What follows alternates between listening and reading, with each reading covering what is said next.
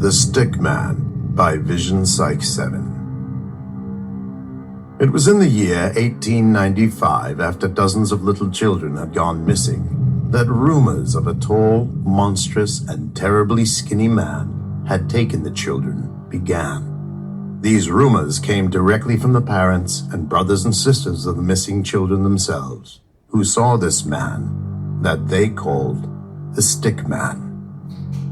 Here is one such tale of a young girl named Agatha.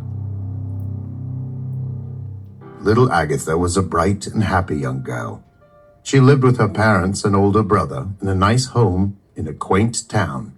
Agatha was still young enough that she needed a babysitter or a nanny to watch over her when her parents were at work. Her older brother Todd was old enough to watch after himself, and he could come and go as he pleased. So, Agatha's parents hired a young woman named Amelia to watch after her. After Amelia had left from her first day of watching on Agatha, Agatha's parents asked her if she liked Amelia. Agatha said she loved her and that she was the nicest nanny she could ever imagine. She said she had so much fun and that Amelia had taught her a special new trick, but that she was not allowed to tell her parents about it. Her parents smiled, amused, but satisfied that Agatha seemed so happy with Amelia. As the week went on, Agatha's parents noticed that she seemed to spend a lot of time in the darkest corner of the living room, playing with her toys. She would sing to herself a strange little poem that they had never heard before.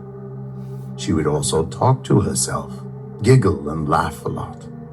But they thought that maybe Amelia had taught her the poem and paid little attention to it. At the end of the first week of Amelia watching on Agatha, Agatha's parents had decided to surprise her and Todd by coming home early from work so they could take them both to the town fair for the night. For this reason, they came in through the back door to surprise the two. But when they entered the house, it was they themselves who got the surprise.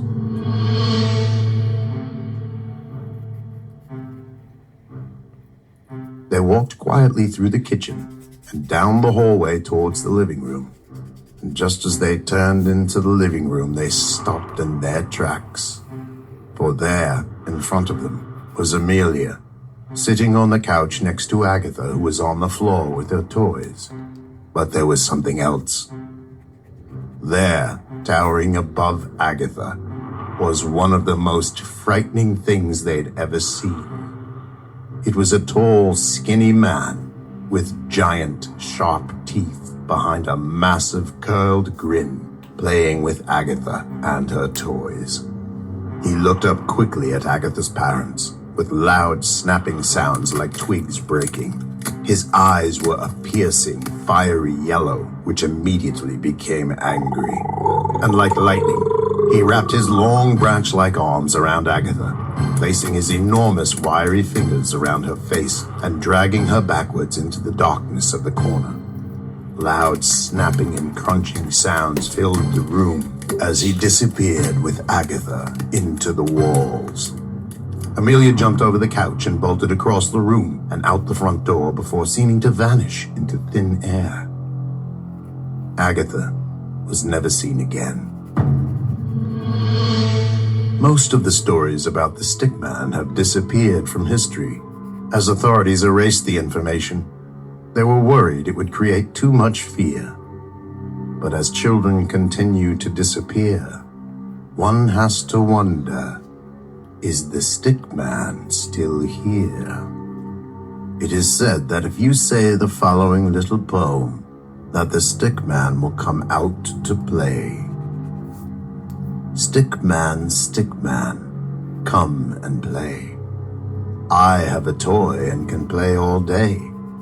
Stick man, won't you say?